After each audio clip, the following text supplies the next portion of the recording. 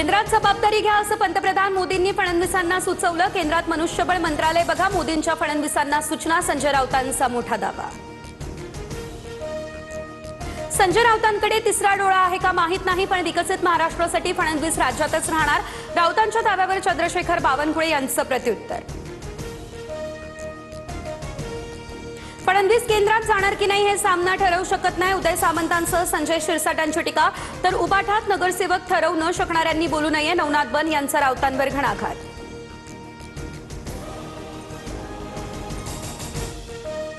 मुख्यमंत्री देवेंद्र फडणवीस यांच्याकडे दैवी शक्ती, फडणवीस सर्व गुण संपन्न। उच्च आणि तंत्रशिक्षण मंत्री चंद्रकांत पाटील यांचं हे मोठं विधान। शिंदेच्या लोकांच्या हातात तिजोरीच्या चाव्या आल्यापासून चोरी वाढली आहे। सिद्धिविनायक मंदिर दानचोरी प्रकरणावर संजय राऊतांचा आरोप। आधी ठाकरेंच्या काळातील घोटाळ्याचा खुलासा करा, नवनाथ बन यांचा हा निशाणा। एकनाथ शिंदेच्या क्लस्टर योजनेला गणेश नाईकांचा विरोध, नादाला लागला तर जागा दाखवणार, नाईकांचं थेट आव्हान। नाईक काहीही बडबड करतात, संजय शिरसाट यांची ही टीका। देशात नशामुक्त युवा फॉर विकसित भारत संकल्प अभियानाला सुरुवात। अंमली पदार्थांचं सेवन शत्रू राष्ट्रांचा कट, तरुणांची अंमली पदार्थांपासून दूर राहावं, पंतप्रधान मोदींचं हे आवाहन। पंतप्रधान मोदींना शिवीगाळ करणारे पंक्चर काढणाऱ्यांची औलाद, भारतातील कोणतीही मुलगी मुलगा अशी शिवीगाळ करू शकत नाही। सीजेपीच्या आंदोलनावर भाजपचे माजी खासदार रमेश बिदुडी यांचं हे वादग्रस्त वक्तव्य।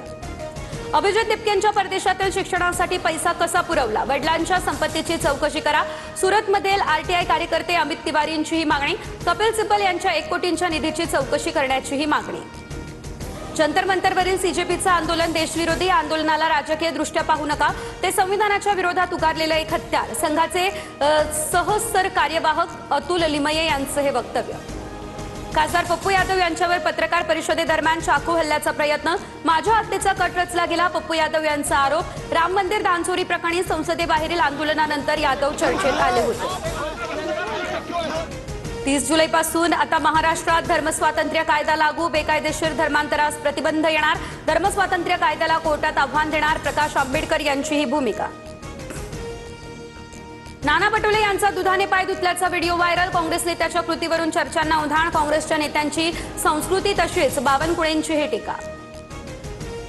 मुंबई महापालिकेच्या स्थायी समितीमधील बहुमत टिकवण्यासाठी आजारी नगरसेवक रुग्णालयातून थेट सभागृहात। भाजप नगरसेवक शिवकुमार झा रुग्णालयातून डिस्चार्ज घेऊन कामावर रुजू। समितीत सत्ताधाऱ्यांकडे 13 सदस्यांचं संख्याबळ, तर विरोधकांकडे 12 सदस्य। सर्व क्षेत्रातील आपलं वजन कमी झालं होतं, पण येणारा काळ आपलाच, आता चमत्कार दाखवावा लागेल। धनंजय मुंडेंच्या भाषणाची जोरदार चर्चा। मला राजकारणातून रिटायर्ड व्हावंसं वाटतं, पण जनतेच्या उत्साहानं उभारी, मंत्री पंकजा मुंडे यांचे हे वक्तव्य चर्चेत। धाराशिवमधील दिव्यांग शेतकऱ्याला फक्त 211 रुपये पीक विमा, 700 रुपये उसने घेऊन दिव्यांग शेतकऱ्यांना पीक विमा भरलेला। दिव्यांग दाम्पत्याचा अवघ्या 1.5 एकर शेतीवरच उदरनिर्वाह। राज्यातील धरणं संततधार पावसामुळे ओव्हरफ्लो। महाराष्ट्रातील लहान, मध्यम आणि मोठ्या प्रकल्पांमध्ये सुमारे 68% उपयुक्त जलसाठा। अनेक ठिकाणी नदी नाल्यांना पूर, नागरिकांना सतर्कतेचा इशारा।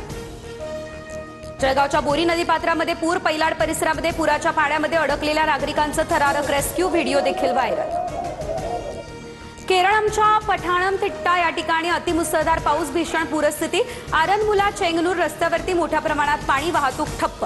स्थानिक नागरिक आणि भाविकांचे हाल, पुराच्या पाण्यात शेकडो नागरिकांना सुरक्षित ठिकाणी हलवलं। गुजरातमध्ये पावसाचा हाहाकार, कर्जत नदीला पूर, मोरबीतील 3 गावांतून मधून 24 नागरिकांचं रेस्क्यू।